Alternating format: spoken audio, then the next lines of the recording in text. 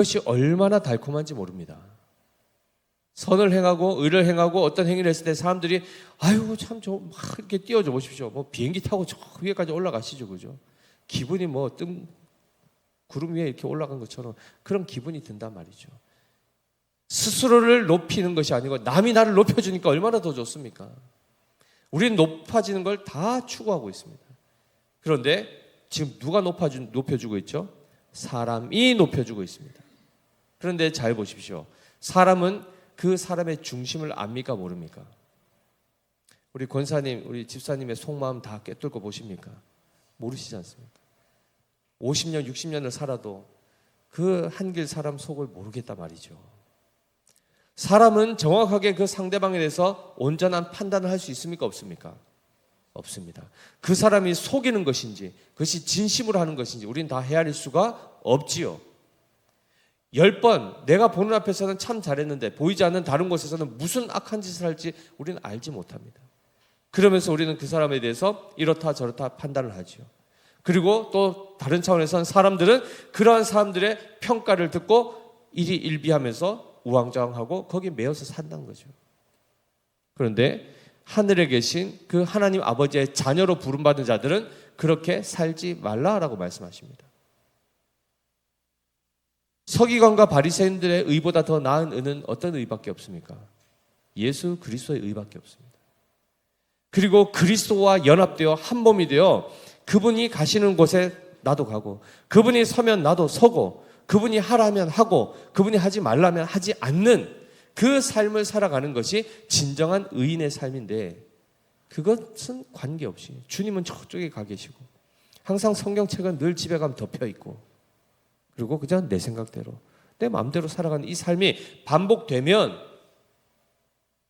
결코 하나님과는 무관한 삶을 살 뿐 결국 계속해서 사람에게 매인받은 삶을 살아가게 되는 것입니다. 그것이 얼마나 비참한 삶인 줄 아십니까? 하나님 없이 살아가는 삶이 우리에게는 가장 불쌍하고 불행한 삶이라는 것을 기억하셔야 됩니다. 오늘 본문은 서기관들과 바리새인들이 어떤 자세로 율법의 의를 행하고 있는지를 드러내주면서 동시에 율법 준수의 올바른 태도와 자세가 어떠해야 되는지를 가르쳐주고 있습니다. 한마디로 하나님의 백성들은 어떠한 자세를 가지고 살아가야 하는가를 말씀하고 있죠. 특별히 사람을 의식하며 사람에 매여서 그 안에 갇혀서 사는 삶에서 벗어날 것을 말씀하고 있습니다. 사람으로부터 칭찬받는 것 온전한 판단이 아닙니다. 내가 지금 잘못하고 있는데도 사람들이 아이고 잘하고 계십니다. 잘 되고 있습니다. 얘기하면 그게 잘 되고 있는 겁니까? 내 몸은 지금 썩어 들어가고 병들어 있는데 의사가 괜찮습니다 하면 괜찮은 겁니까? 돌팔이 의사가 진단해 주는 거 그거 믿고 그냥 안심하고 있는 것이 온전한 겁니까? 그렇지 않죠. 우리의 머리부터 발끝까지 우리의 속 깊은 곳까지 모든 것을 정확하게 아시는 분이 누구십니까? 하나님 한 분밖에 없습니다. 따라서 그분이 어떻게 바라보시는가, 그분이 어떻게 평가하시는가가 가장 중요한 것입니다. 사람들은 다 인정하고 칭찬해도 하나님이 내가 널 모른다면 끝나는 겁니다. 그러나 지난 시간에 보셨죠? 아벨의 삶이 어땠습니까? 다 무시하는 삶이었죠. 하나님이 아신 바 되면 그는 복된 사람입니다. 아멘이신가요? 부자와 거지 나사로, 부자는 이름도 없습니다. 나사로는요, 거지였지만 이름이 있습니다. 그거 어떻게 되죠? 일생을 비참하게 삽니다. 죽음 직전까지 하나님이 한 번도 그에게는 풍족한 삶을 살지 못하게 하셨습니다. 끝까지 비참한 삶을 가지고 믿음을 지키고 살아가는 삶을 허락해 버리십니다. 그러자 어떻게 되죠? 아무리 열심을 낸다 한들 그는 가난에서 벗어나지 못했습니다. 그런데 그는 어떻게 되죠? 죽어서 아브라함 품에 있더라는 거죠. 가난하냐 부하냐가 중요한 것이 아니라 하나님께 아심받았냐 그렇지 않느냐가 중요한 겁니다. 환경을 초월해서 내가 끝까지 하나님을 신실하게 의지하고 있느냐 그렇지 않느냐가 중요한 것이죠. 우리가 이런 부분들을 굉장히 많이 놓치고 있습니다. 많은 선행을 해가실 것입니다. 특별히 예수님 믿고 나서는 그래도 좀 도덕적으로나 윤리적으로나 남에게 해 안 끼치고 착하게 살려고 애를 쓰실 것입니다. 그러나 그 의도와 목적이 순수하셔야 됩니다. 하나님께서 뭐라고 하시죠? 사람에게 보이려고 그들 앞에서 너희 의를 행하지 않도록 주의하라. 그리하지 아니하면 하늘에 계신 너희 아버지께 상을 받지 못하느니라. 이렇게 말씀합니다. 그럼 결국 또 이렇게 되죠. 하나님한테 상 받으려면 사람 앞에 이렇게 하지 말고 하나님 앞에 잘 보여야 되는구나. 이렇게 간단 말이죠. 이 부분도 조금 이따 한번 더 살펴보겠습니다. 자, 그래서 이 실예를 하나 들고 있습니다. 구제에 대해서 얘기하는데 2절 말씀에 보면 그러므로 구제할 때에 외식하는 자가 사람에게서 영광을 받으려고 회당과 거리에서 하는 것 같이 너희 앞에 나팔을 불지 말라. 진실로 너희에게 이르노니 그들은 자기 상을 이미 받았느니라 라고 되어 있습니다. 갑자기 구제 얘기가 나오죠. 구제는 좋은 겁니까? 나쁜 겁니까? 구제는 무엇이죠? 원래 여기에 나오는 엘레 에모시네라는 이 단어는 긍휼이란 단어입니다. 구제라는 건 하나의 어떤 구체적인 행위지만 긍휼이 표현되는 행위지만 본질적으로는 긍휼입니다. 너희가 긍휼을 베풀 때에 다양한 형태로 나타나겠죠, 그죠? 아픈 사람을 도와줄 수도 있고, 뭐 재정으로 도와줄 수도 있고, 먹을 것을 줄 수도 있고, 다양한 것이 있을 것입니다. 긍휼을 행할 때에 어떻게 하라는 겁니까? 사람에게서 영광 받으려고 온 천지 소문내고 자랑하면서 하지 말라는 겁니다. 자, 이들이 왜 이렇게 했을까요? 누군가를 도와준다는 얘기는 당장 그 사람 입장에서는, 도움을 받는 사람 입장에서는 그 형편이 남에게 이렇게 드러내고 싶은 형편이겠습니까? 그렇지 않죠. 여러 가지 질병이든 가난이든 부끄러운 일이요, 어찌 보면 사람들이 알까 조심스러운 일인데 내가 그에게 정말 구제를 진실된 마음을 한다 그러면 내 것을 나눠주는 것 아닙니까? 정말 그가 그 도움을 받는 것, 도움을 받아서 그 어려움에서부터 잘 극복할 수 있도록 단순히 그 목적으로 그 일을 행해야 되는데 사람들 다 모아놓고 하는 겁니다. 그러면 어떤 현상이 나타나죠? 어우, 저 사람 참 대단하다라는 말과 동시에 어떤 게 나타납니까? 참 저 사람의 그 모습, 부끄러운 모습이 다 만천에 드러나는 것 아니겠습니까? 자기 하나 사람들로부터 인정받고자 하여 결국은 긍휼이 필요한 그 비참한 사람을 공개적으로 드러내게 되는 상황이 되는 겁니다. 굉장히 교활한 것이요, 악한 것입니다. 잘 보십시오. 구제의 목적이 뭐였습니까? 그럼 결국 자기의 유익입니다. 긍휼을, 그러니까 비참한 사람을 이용해서 동원해서 결국 자기를 나타내려고 하는 것. 결국 그 구제의 방향성을 보면, 이 의를 행하는 방향성을 보면 궁극적으로 누가 유익을 얻냐면 자기가 얻게 됩니다. 그러나 하나님께서 우리에게 목적하신 구제하라, 가난한 자를 위해 도와주라, 긍휼을 베풀라 하실 때는 순수하게 자기 유익을 구하지 아니하고 오직 상대방의 유익을 위하여 행하는 것, 그것을 하나님이 인정하시는 긍휼이라 하는 것입니다. 그런 차원에서 우리는 당연히 이방인들이나 세리와 달라야 되고 하나님의 자녀로서 하나님께서 우리에게 행하시듯 우리 또한 그 모습대로 행해야 된다는 것을 성경은 말씀하고 있습니다. 우리가 보통 그러죠. 뭐 이러나 저러나 그냥 의만 행하면 되는 거 아닌가? 착한 일을 했으면 됐지. 뭘 그거 가지고 이렇게 복잡하게, 뭐 사람 앞에 좀 할 수도 있지 뭐. 좀 뭐 뉴스에도 나올 수도 있지 뭐. 뭐 사람들이 좀 칭찬하는데 이게 뭐 죄가 되는가? 아니 뭐 배 아프면 자기도 뭐 구제를 하든가. 뭐 이런 식으로 나오죠. 행했다는 어떤 행위 자체만을 가지고 우리는 보통 쉽게 생각하지만 하나님은 뭘 보신다 했습니까? 중심을 보십니다. 마음을 보시고 생각을 보시고 의도를 보신단 말이죠. 내가 이걸 어떤 차원에서 하는지를 잘 기억하셔야 됩니다. 분명히 에베소서에는 4장 2절 28절에 예수님 이렇게 말씀하시죠. 도둑질하는 자, 즉 사도 바울이 권면하는데 결국 하나님의 뜻이 이겁니다. 도둑질하는 자는 다시 도둑질하지 말고 돌이켜 가난한 자에게 구제할 수 있도록 자기 손으로 수고하여 선한 일을 하라. 명령입니다. 명령입니다.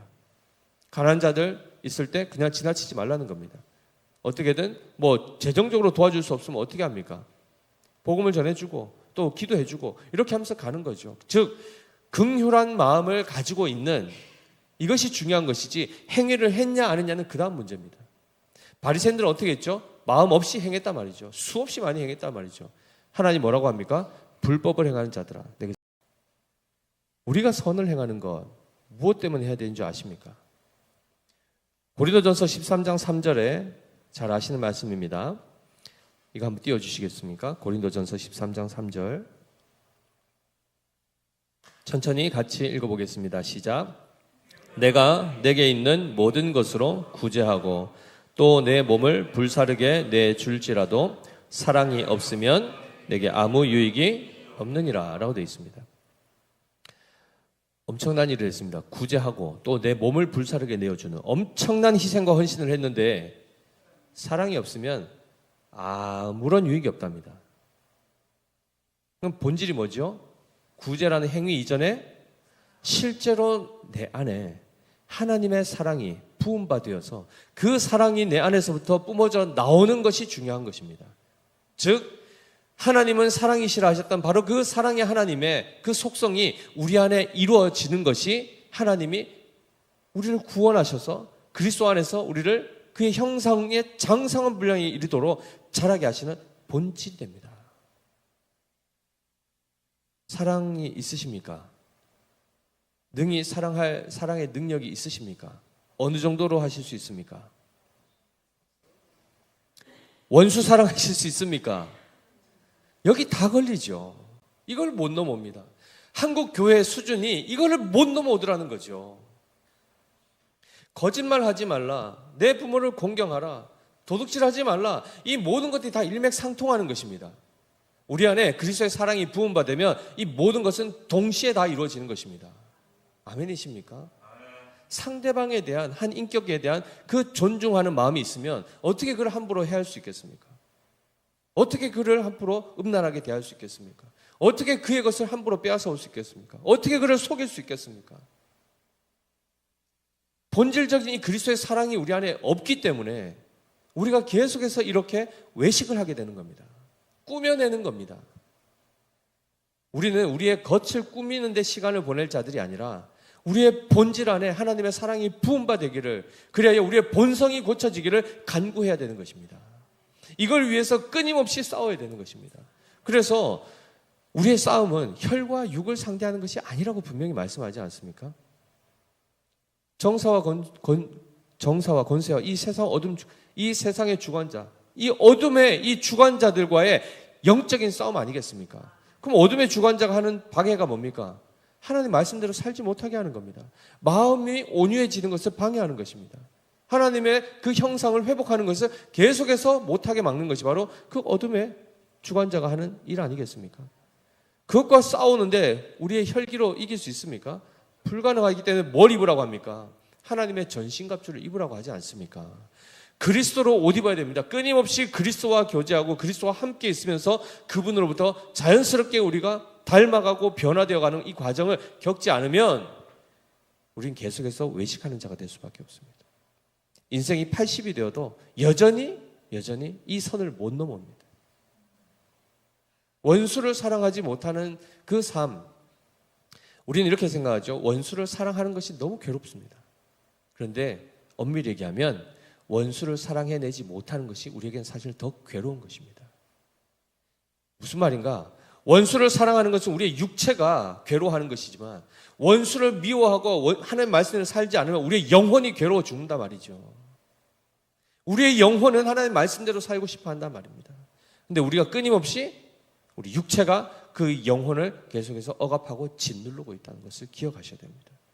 과감하게 버리십시오. 성경은 끊임없이 버리라고 말씀합니다. 옛 사람을 버리고 옛 본성을 거스르라고 말씀합니다. 육체를 따르지 말라고 끊임없이 얘기하는데도 우리는 내가 왜? 난 싫은데. 난 원수 사랑하기 싫고 상대방이 나한테 잘해주면 내가 해주고 상대방이 나한테 안, 눈에는 눈이고 이에는 이다. 끊임없이 바리새인의 삶을 산다는 거죠. 그것이 죄악의 길이고 그것이 천국에 들어갈 수 없는 자라고 성경은 끊임없이 하나님께서 우리에게 말씀을 해주심에도 불구하고 우리는 귀를 닫습니다. 그것이 마치 자기를 지키는 것 같고 보호해 주는 것 같고 이 삶을 끊임없이 추구해 간다는 거죠. 그럼 주님은 어떻게 하십니까? 계속해서 두드리십니다. 그것이 아니다. 넉넉하게 원수를 사랑하는 자리까지 오지 않습니까? 오게 되면 어떤 일이 발생하는 줄 아십니까? 사람에게 매이지 않습니다. 사람으로부터 받는 상처, 오해 이런 거에 눈 하나 깜짝 안 합니다. 뻔뻔해진다는 얘기가 아니고 그것을 넉넉하게 품을 수 있는 자리에 가게 되고 나의 나됨은 사람들의 어떤 평가와 기준에 의해서 결정되는 것이 아니라 하나님 그분이 나를 어떻게 보시는 것 그것으로 결정되는 걸 알고 전혀 사람에게 매이지 않으면서 동시에 하나님만을 바라보며 지금 주님이 내가 하는 이 행위가 주님께 기쁨이 되는 것인가? 아니면 성령을 근심하게 하는 행위인가? 그것을 살피며 상을 받기 위함이 아니라 주님을 기쁘시게 하고자 하는 그 목적으로 하나님 명령에 순종하게 된다는 것입니다. 이 자리로 나아가서 넉넉하게 그리스도의 형상을 회복해 가는 것, 이것이 얼마나 우리에게 영광이고 복인지 모릅니다.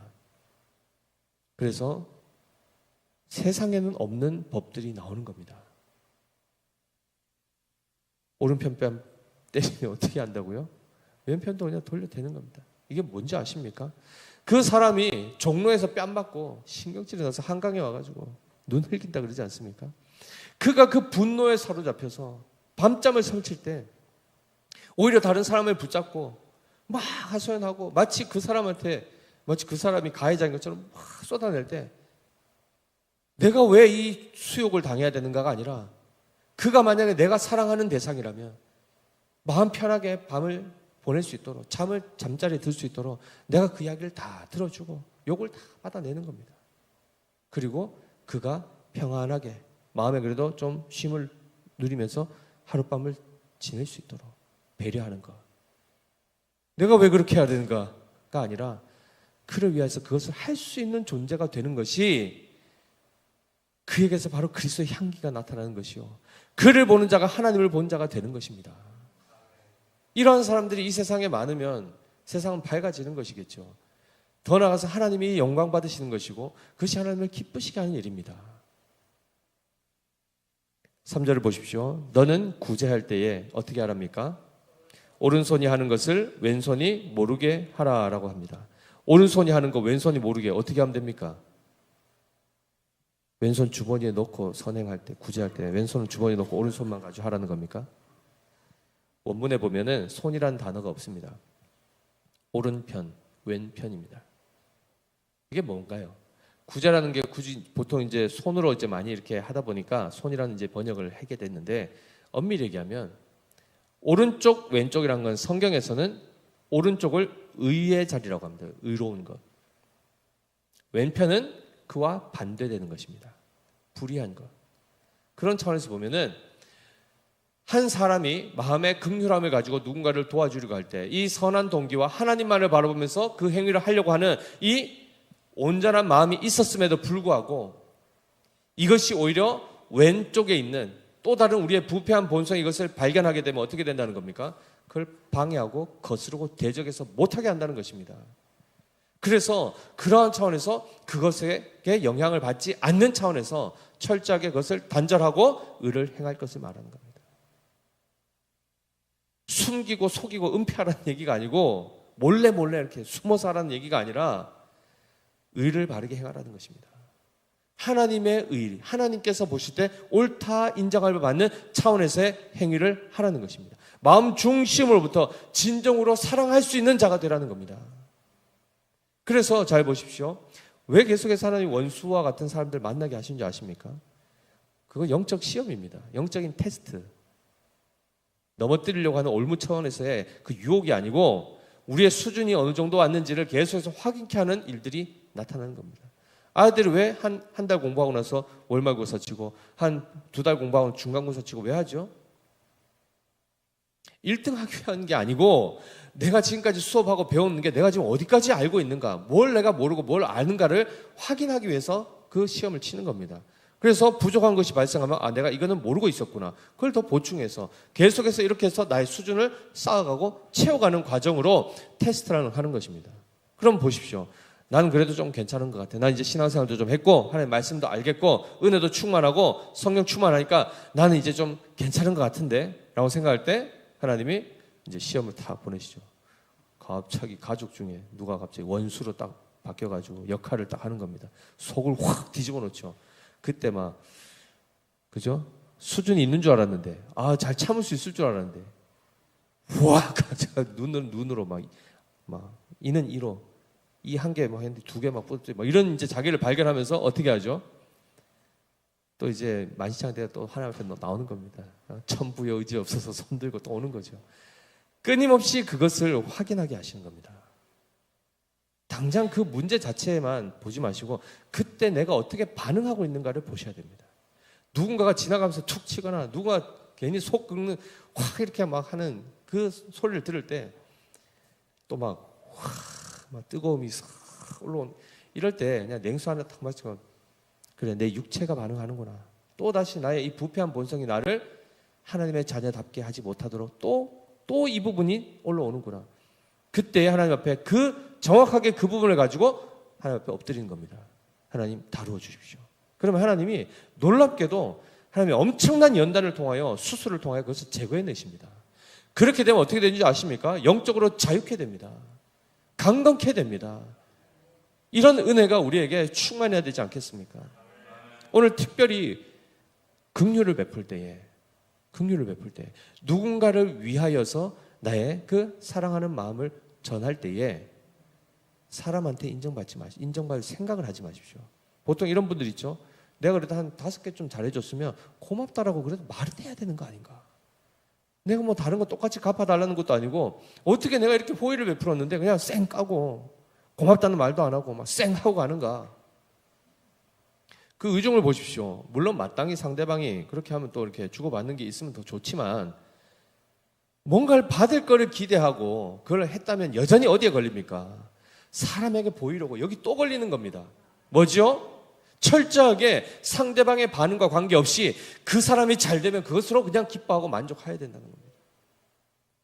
자녀를 키워보시지 않습니까? 아침마다 일어나서 애들 차 태워주고 밥해 먹이는 거 쉽습니까? 쉽습니까?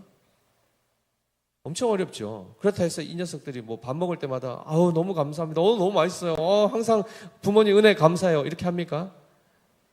5월 8일 하루 할까 말까 하지 않습니까? 내일입니다. 내일 하는지 안 하는지 한번 봐야 되겠죠. 근데 왜 하죠, 부모가?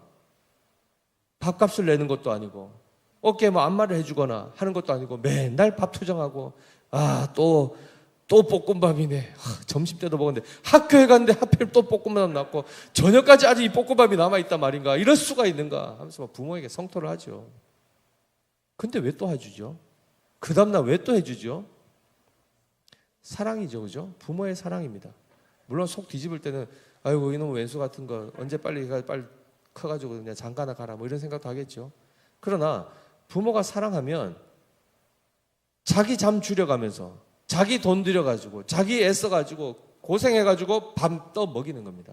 그랬을 때 그 아이가 밥 먹는 모습만 봐도 어떻습니까? 그 잘 자라는 모습만 봐도 어떻습니까? 그게 그냥 그 자체로 기쁜 겁니다. 감사하다 하면 더 좋지만 그렇지 않다 하여서 중단하실 겁니까? 아니면 나중에 내가 이때 잘 투자해놔야 나중에 이것들이 커가지고 내가 그래도 노후에 그래도 좀 옛날에 했던 거 이제 뽑아 먹지 연금처럼 생각하고 보험처럼 생각해서 양육하십니까 혹시? 그건 아니지 않습니까? 사랑하면 우리의 어떤 행위가 보상을 기대하지 않고 상대방의 유익만을 생각하면서 할 수 있게 됩니다.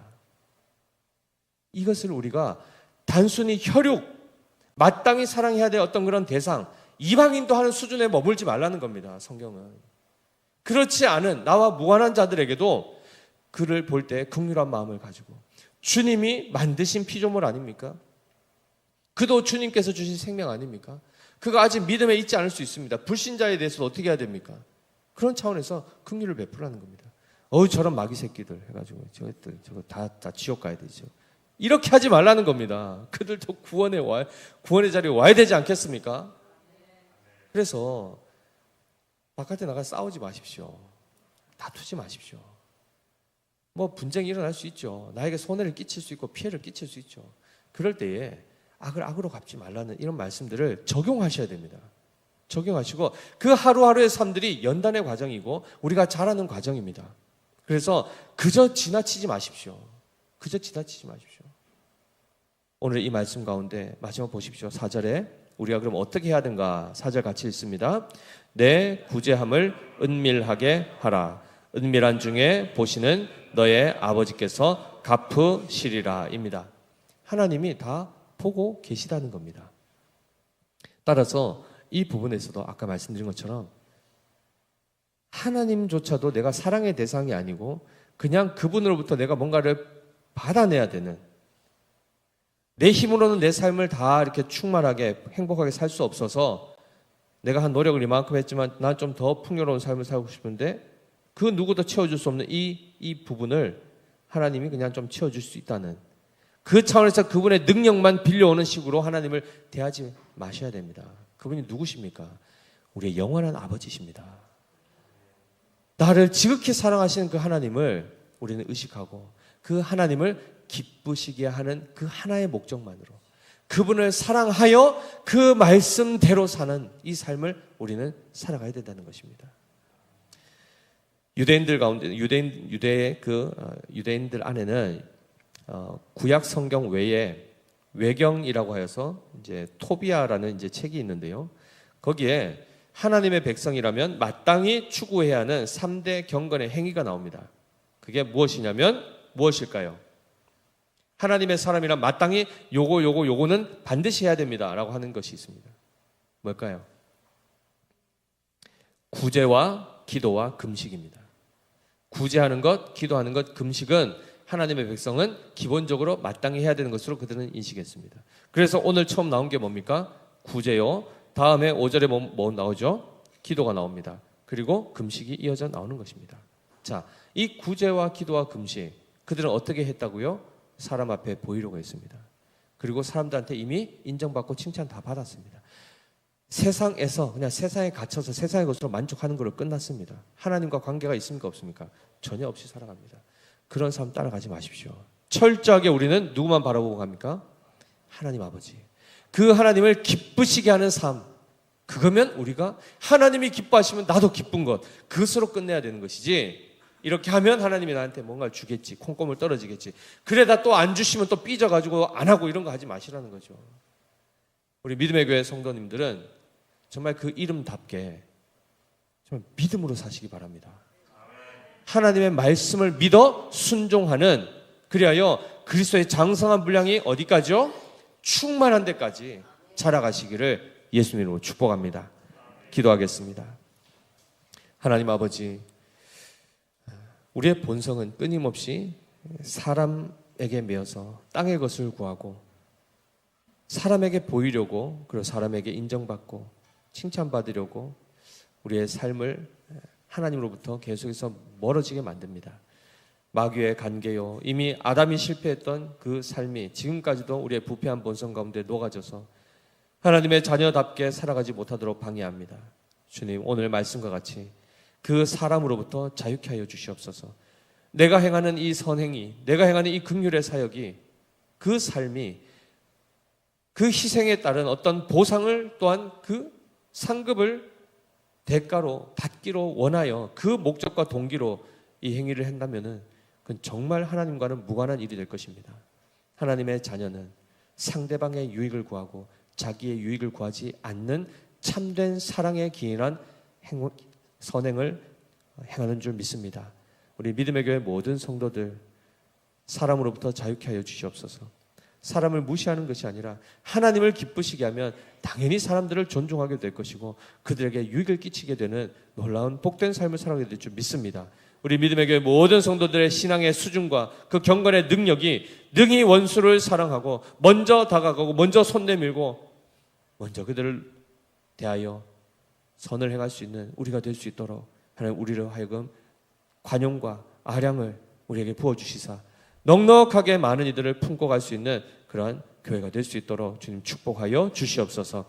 그래야 오직 하나님께 영광이요, 오직 하나님이 기뻐하시는 일을 위해서 그 주님만을 바라보며 매일매일 믿음의 여정을 걸어가는 우리 믿음의 교회 모든 성도들 될 수 있도록 인도하여 주시옵소서. 그렇게 하여 주실 주님께 감사드리며 살아계신 우리 구주 예수 그리스도 이름으로 기도드립니다.